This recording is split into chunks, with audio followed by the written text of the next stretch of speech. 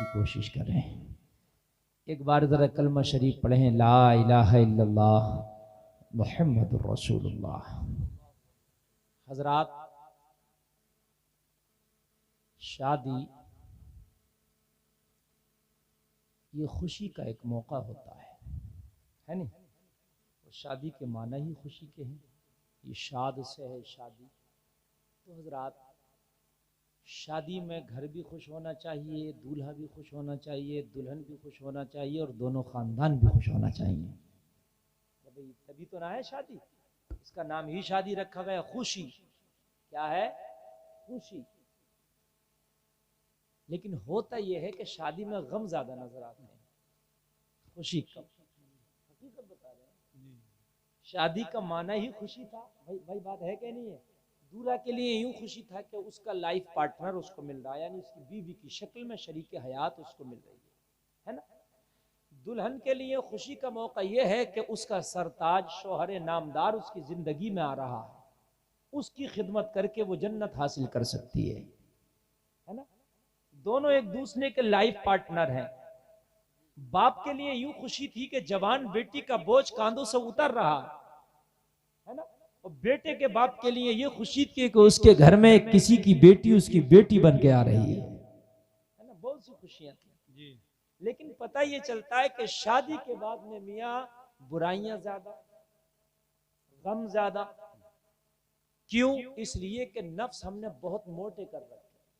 जो हमारा नफ्स कह रहा मान उसकी रहे। कुरान हदीस एक तरफ है, ठीक है भाई, मौलाना लोग कह रहे हैं ये सही बात कह रहे हैं भाई, ठीक है, मगर जो भाई रस्में चल रही है उसे कहां छोड़ेंगे? ये भी कहेगा आदमी, हाँ भाई मौलाना आपकी बात ठीक है, लेकिन भाई रस्मों को कहां छोड़ेंगे? और मेरे भाई, मक्का के काफिर ये रस्मों की तो बात करते थे कि भाई हमारे बाप दादाओं से ऐसा होता चला आया, हमारे बाप दादा इन खुदाओं की इबादत करते चले आए, हम मोहम्मद अरबी के कहने से अपनी ये रस्में क्यों छोड़ दें? हम इनके कहने से अपने खुदाओं से क्यों पीठ फेर ले? और मेरे भाई, ये जवाब नहीं होता कि रस्में।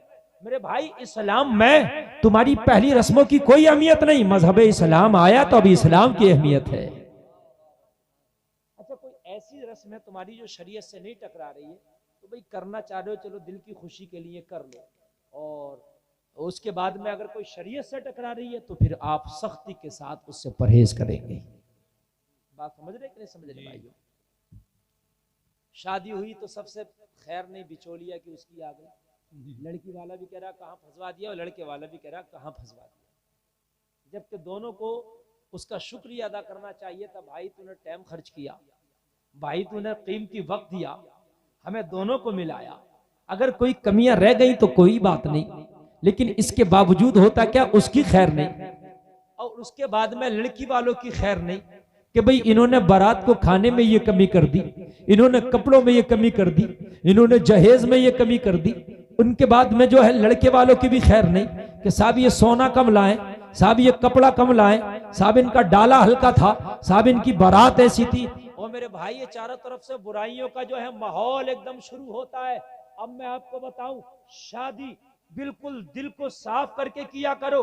अगर कोई कमी रह गई तो उस पर सब्र किया करो, और जो हो गया उस पर रब का शुक्र किया। वाह, जिंदाबाद जिंदाबाद। आपको मिला उस पर शुक्र अदा कर दो, और जो रह गया उस पर सब्र कर लो। बात है कि नहीं? लेकिन ये दोनों चीजें नहीं है, जो मिला है उस पर शुक्र नहीं है, कम है, और जो कमी रह गई उस पर सब्र नहीं है, बवेला है। मेरे भाई है कि नहीं है? यही वजह है कि शादी गम का पहाड़ बन चुकी है। आज किसी बाप की 2 या 3 बेटियां जवान हो, आप हमारी तरफ देखें, गाड़ी आती है जाती है, ये जिंदगी की गाड़ी है, ये भी एक दिन चली जाएगी, है ना? हाँ, आप हमारी तरफ देखें। बहुत अच्छा आप जलसा सुन रहे हो, हमारी तकरीर शुरू हो रही है और माहौल आपका अच्छा बनेगा। ये उलमा तशरीफ फरमा है, इनके कदम की बरकत से ये जलसा इंशाअल्लाह अपने कमाल को पहुंचेगा। हाँ, आप बस मोहब्बत से सुनिएगा।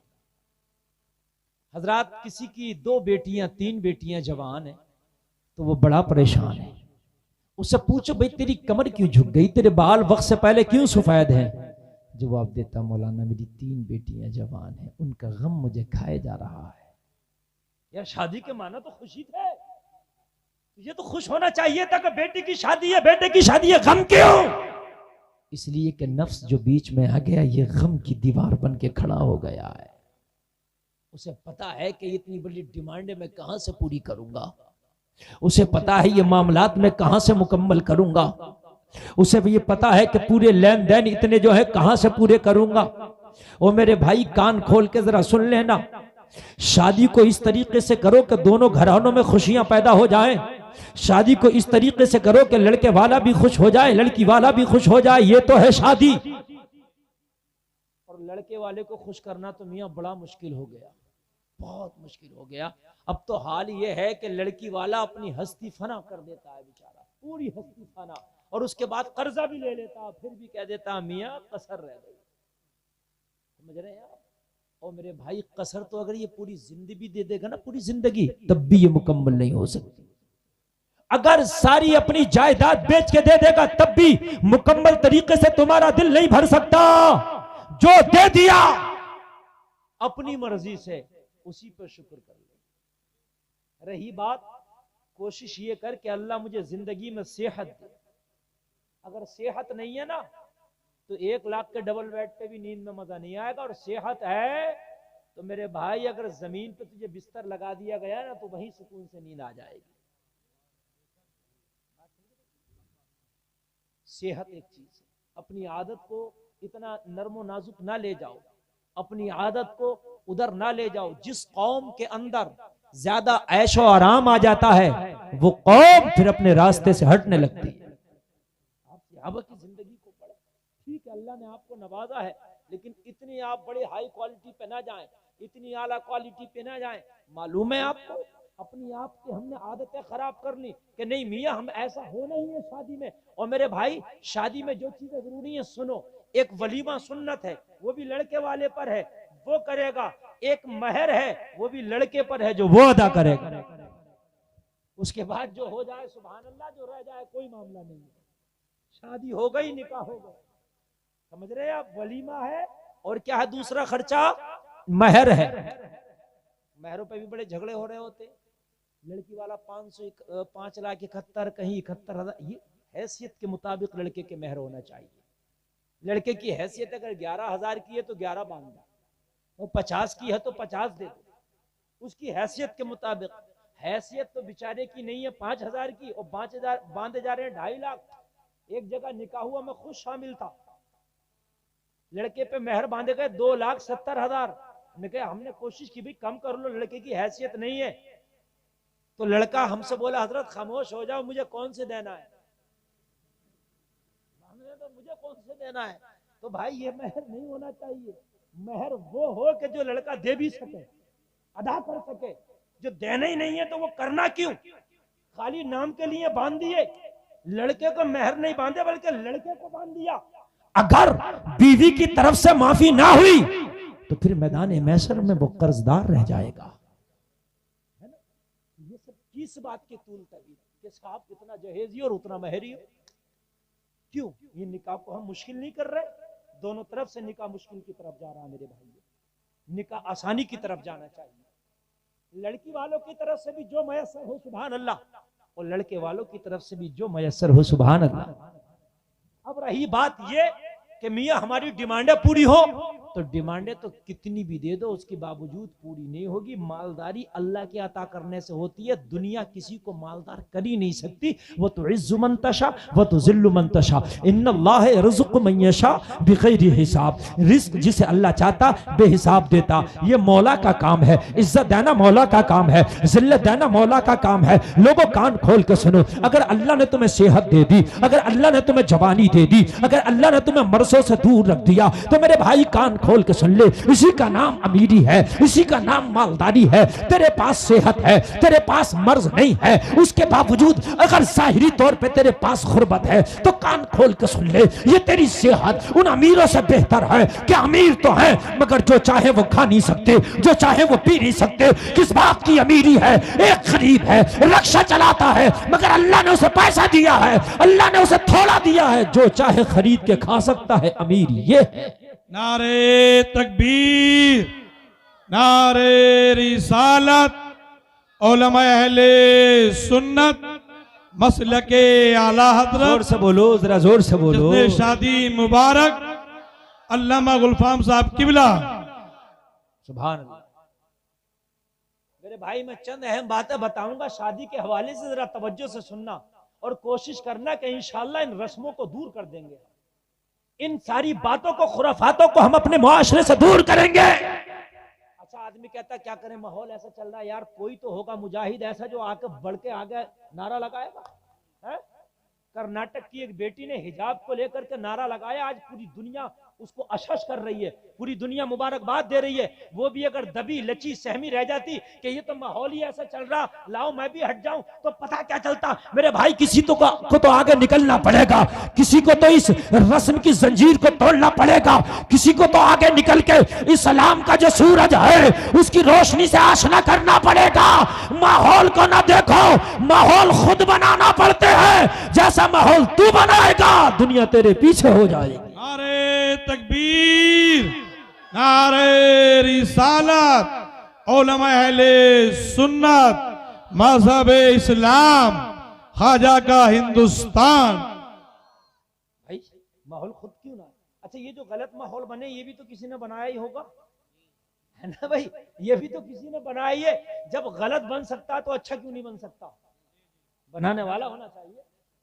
आदमी कह रहा है कि मैं बीड़ी वालों में बैठा बीड़ी पीना आ गई, ठीक है अच्छी बात है, लेकिन नमाजियों में बैठ के नमाज पढ़ना क्यों नहीं आ रही, बात है कि नहीं। बीड़ी वालों में बैठा बीड़ी पी रहा, सिगरेट वाले में बैठा सिगरेट पी रहा, मेरे भाई शराबियों में बैठा शराब पी रहा, कहने लगा उनका रंग चढ़ गया, तो तूने अपना रंग बीड़ी वालों पे क्यों नहीं चढ़वाया, वो तुझे पिला रहे तो छुड़वा देता। तेरा रंग इतना हल्का क्यों है? अपना रंग भी तो कुछ गाढ़ा कर। भाई बात है कि नहीं, बात समझ रहे कि नहीं समझ रहे। तूने दूसरे का रंग तो तेरे ऊपर चढ़ गया, तेरा रंग इतना हल्का क्यों है कि तेरा चढ़ ही नहीं पाया। बाबा फरीद जब अपने साथियों के साथ जंगल में सैर और तफरी के लिए गए, नमाज का ऐसा रंग चढ़ाया, मां ने बेटे को नमाजी बनाया था, बेटे ने दोस्तों को नमाजी बना दिया। सलमान साहब आप उसे बार बार हाथ मत लगाओ, हमें डर लगता है, इसलिए कि भाई हम बड़े थके होते हैं, रोज 2 घंटा 1 घंटा बोलना पड़ता है। मैं सलमान साहब का बहुत अच्छा बोलता है, सलामत रखे, मगर डर ये लगता है हम जब बढ़ाते हैं ना तो ये कम कर देते हैं, इसलिए हमारा ख्याल रखा करो और अल्लाह सबको सलामत रखे। समझ रहे हैं। मौलाना नूर मोहम्मद साहब कबिला बैठे हैं, माशाअल्लाह ये बड़ी बावकार शख्सियत है, बेपनाह मुझसे मोहब्बत करते हैं, ये समझ रहे हैं आप। ये इस इलाके में कई तकरीरों में इन्हीं के तवस्सुल से मेरी हाज़िरी हुई और आज की तकरीर भी मेरी हज़रत ही के तवस्सुल से हो रही है। और ये इतनी मोहब्बत करते हैं, मेरे घर तक पहुँच चुके हैं। इनकी मोहब्बत खाली लफ्ज़ों में नहीं है, ज़मीन पर है ना। हमारी तो लफ्ज़ों में बहुत मोहब्बतें होती हैं, हमारे सुन्नियों की मोहब्बत तो लफ्ज़ों में चल रही है, ज़मीन पर कहीं दिखाई नहीं दे। बात सही है कि मानता किसी को मानता, बोला लड़ जाऊँगा, मार डालूंगा, मर जाऊँगा, सारे वलियों को मानता हूँ, सुन्नी को मानता हूँ, सारे पीरों को मानता हूँ, सारे नबियों को मानता हूँ, सारे रसूलों को मानता हूँ। एक सुन्नी कौम ऐसी है जो किसी को मना नहीं करती है। वहाबी से पूछो, नहीं इसे नहीं मानूंगा, उसे नहीं मानूंगा, इसे नहीं मानूंगा, इसे नहीं मानूंगा, है ना। मगर सुन्नी किसी को मना नहीं करेगा। तुम नया मजार बना दो, उसे नहीं मानेगा, उसकी कोई हैसियत हकीकत हो इससे कोई मतलब नहीं। किसी पे मियाँ आ जाओ उसे भी मानेगा, हम ठीक है। मगर मेरे भाई मानता सबको है, करता कितना है कि मियाँ फजर भी नहीं पढ़ पाता, मानता ही हूँ बस, करता कुछ नहीं है। अरे गरीब नवाज को मानता है तो उनकी भी मानना पड़ेगी ना। भाई मुझे मानता तो मेरी भी मानना पड़ेगी। सूरज को तो मान रहा, उसकी गर्मी को, उसकी तपिश को, उसकी रोशनी को नहीं मान रहा, तो सूरज का मानना ही क्या हो गया है? अरे भाई तू गरीब नवाज को मानता, गरीब नवाज की नहीं मानता। तू शेख अब्दुल कादिर जिलानी को मानता, मगर शेख अब्दुल कादिर जिलानी की नहीं मानता। बरेली के अहमद रजा को मानता, मगर बरेली के अहमद रजा की नहीं मानता। ये मानना कहां हुआ मेरे भाई, कहां हुआ? बस जबान से सबको मानता हूं, सबको मानता हूं। और मेरे भाई मानता तो सबको, मगर दामन किसी एक का मजबूती से पकड़ ले और इसके बाद देख तेरा बेड़ा पार ना हो जाए तो कहना। बात आई तो जरा मैं मानना बता दूं, तवज्जो फरमाए। ये उलमा अइम्मा यहाँ तशरीफ फरमा है, ये सब तुम्हारे सरों के ताज हैं और ये सब बाबर कहते मुझसे बेहतर है, मुझसे अफजल हैं। इनकी दुआएं हैं कि मैं बोल रहा हूं। मेरे भाई जरा तवज्जो कीजिए, मानना। दिल्ली में एक अल्लाह का महबूब आराम फरमा है, जिसको कहते हैं निजामुद्दीन महबूब इलाही, कह दो सुभान अल्लाह। और जोर से बोलो सुभान अल्लाह। मोहब्बत बताता हूं लोगों किसे कहते हैं, सुन्नी हो, मेरा ईमान है, मैं जानता हूं तुमसे ज्यादा बावफा कौम नहीं, ये हकीकत बात है। सुन्नी बावफा होता है, सुन्नी मोहब्बत वाला होता, बस कमी ये मानता सबको है मगर चलता नक्शे कदम पे नहीं किसी के भी। ये है ना मेरे भाई, अकीदे तुम्हारे बहुत अच्छे, अकीदे तुम्हारे धुले हुए हैं सोना और चांदी के पानी से, तुम्हारे अकीदों से खुशबू आती है, मगर काश तुम्हारे अमल से भी खुशबू आना चाहिए थी, काश तुम्हारे अमल से भी खुशबू आना चाहिए थी। मानते सबको है लेकिन उसके बावजूद नक्शे कदम पे किसी के नहीं चलते। 2021 में फिल्म आई तो बाल इधर को कर लिए, और 2022 में आई तो फिर बाल इधर को कर लिए, क्योंकि मानना दोनों की। नाराज उसे भी नहीं करना जो 2021 में फिल्म लाया था इधर को बाल करके, और नाराज उसे भी नहीं करना जो इधर को बाल करके लाया था। हकीकत बता रहा हूं, हाँ हकीकत बता रहा हूं। देखो दूसरी कौमें हैं, उन्होंने एक रविश, अगरचे उनके मजहब उनके अकीदे गलत है, बात समझिए, अकीदे उनके गलत है, उनकी कुछ लोग ऐसे हैं कि उनके मजहबी गलत है, ठीक है, वो हक पर नहीं है, लेकिन उनकी कुछ रविश ऐसी है कि उन्होंने अपनी एक पहचान बना ली और वो उसी पहचान को लेकर के आगे बढ़ रहे हैं और तरक्की कर रहे हैं। अगरचे उनका ना अकीदा ठीक है ना उनका मजहब ठीक है। एक हम हैं, अच्छा खासा सुन्नी था, और अगर 2-4 दिन किसी गैर अकीदा से बदअकीदा से मुलाकात हो गई तो उसके कीड़े इसके अंदर पनपने लगे। मैं हकीकत बता रहा हूं, हंसने की बात नहीं है। आज से 200 साल पहले क्या कोई वहाबी अहले हदीस क्या हिंदुस्तान में नजर आते? लालटेन लेकर ढूंढो तो नहीं मिलेगा। ये सब अभी की देन है, 100-200 साल की बात। समझ रहे हैं कि नहीं समझ रहे हैं? सऊदिया अरबिया जो आज का है, ये पहले हिजाज मुकद्दस था, नबी का मिलाद मनाया जाता था, 12 रबीउल अव्वल का जुलूस निकलता था यहां। समझ रहे हैं? ये सल्तनत उस्मानिया खत्म हुई 1923 में, उसके बाद ये सारी खुराफातें शुरू हुई। और मेरे भाई हमारे अंदर ये चीज क्यों है कि सबके रंग चढ़ जा रहे हैं? तो इतना रंगीला बन जा अपने नबी के इश्क का कि तेरा रंग तो जमाने पे चढ़ जाए मगर तेरे ऊपर किसी का रंग ना चढ़े।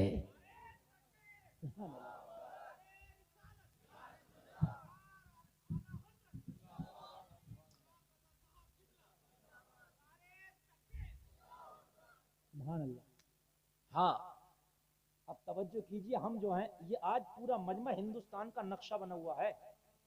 क्यों हजरत? देखो उधर श्रीलंका का खित्ता, इधर ये बांग्लादेश और ये कश्मीर बैठा।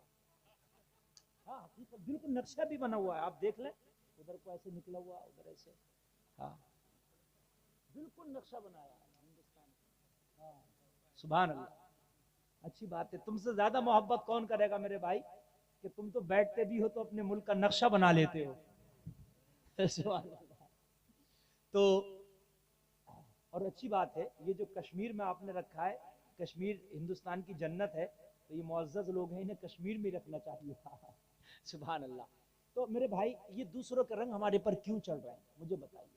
ये सारी जमातें निकल रही हैं, सबके रंग चल रहे हैं। रंग मैं तुझे बताता हूं, अगर तू वाकई सुन्नी है, अगर तू ख्वाजा अजमेर से मोहब्बत करता है, अगर तू बरेली के अहमद रजा से मोहब्बत करता है, तो सुन, हर मामले में उनकी मोहब्बत आगे आना चाहिए। जिंदगी का कोई भी काम हो तो फिर ये देख ख्वाजा अजमेर किस काम से खुश होंगे, मुझे वही काम करना है। काम मुझे वही करना है जिससे ख्वाजा अजमेर खुश होंगे। मुझे वो काम नहीं करना है कि जिससे ख्वाजा अजमेर नाराज हो जाए। ख्वाजा अजमेर वहां जाकर के जो 5,000 रुपए खर्च करने से खुश नहीं होते, तू तो कभी अजमेर ना जा पा, लेकिन ख्वाजा अजमेर के नक्शे कदम पे चलता रहे, अजमेर का ख्वाजा तुझसे राजी हो जाएगा। सुभान अल्लाह। भाई देखिए, अगर मौका है तो जाओ अजमेर शरीफ, और मौका नहीं है तो ना जाओ, मगर उनके वाले काम यहाँ बैठे बैठे करो। बात है क्या नहीं? हमारी माँ बहनें अजमेर तो जा रही है, ख्वाजा खुश नहीं होंगे। अगर घर में बैठे बैठे ख्वाजा अजमेर के फरमान पे अमल करें तो ख्वाजा खुश हो जाएंगे। बात समझ रहे कि नहीं समझ रहे? दिल्ली में निजामुद्दीन महबूब इलाही का एक मुरीद है, नाम है मीर खुसरू। उनके वहीं पर जहां पर दयार उनका है ना, वहीं पर उन्हीं का मजार है। मीर खुसरू का कभी जाना हो दिल्ली में तो देखना, दोनों बारगाहें वहीं है। खुसरू मुरीद है, निजामुद्दीन महबूब इलाही पीर है, कह दो ना सुभान अल्लाह। रंग की बात बात बता रहा हूं कि हमारे रंग कितने हल्के हो गए। 2021 की फिल्म आई तो रंग उसका चढ़ा हुआ था, 22 की आई तो रंग उसका चढ़ गया। बात हकीकत बता रहा हूं कि नहीं? कभी बाल लड़कों के तुम देख लो इधर को है, कभी उधर को, और कभी चारों तरफ के घुटा के खत्म कर दिए। हाँ, मतलब अजीब मामले है। मौलवी लोगों को तो बेचारों को बाद में पता चलता है, ये देख देख के क्या है, लड़कों को पहले पता चल जाता है। पहले पैंट चल रही थी, खिंचल रहे थे, अब पैंट चल रही है टखने ऊपर बिल्कुल दिख रहे, भाई ये क्या हो गया? मैंने बड़ी सुन्नत के मुताबिक पैंट पहनना, बोले मौलाना सुन्नत के मुताबिक नहीं पहनना, अब खिंचड़ने वाली बंद हो गई, अब ये चल रही है। लड़कों ने पैंट काट ली नीचे से, समझ रहे? रंग क्यों चढ़ गए तुम्हारे ऊपर इतने? तुम्हारे ऊपर नबी की मोहब्बत का रंग इतना गाढ़ा क्यों नहीं हुआ कि जिस महफिल में तू चला जाता, अगर हरामकारी हो रही थी तेरे जाने की वजह से हरामकारी दूर हो जाती, अगर बेनमाजी थे तो तेरे जाने की वजह से नमाजी हो जाते, अगर झूठे थे तेरे जाने की वजह से सच बोलने लगते, अगर अगर वो हराम काम करते थे तेरे जाने की वजह से तौबा कर लेते। तेरा रंग इतना गाढ़ा क्यों नहीं हुआ? अपने ऊपर भी तो इतना गाढ़ा रंग चढ़ा कि तेरा रंग दो जमाने के ऊपर चढ़ जाए।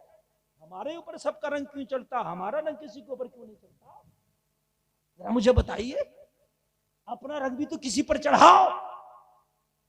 और मेरे भाई, निजामुद्दीन महबूब इलाही ने अपने मुरीद मीर खुसरू को बुलाया। बुलाने के बाद पुरानी दिल्ली किसी काम से भेजा, जा मेरा फला काम कर ला।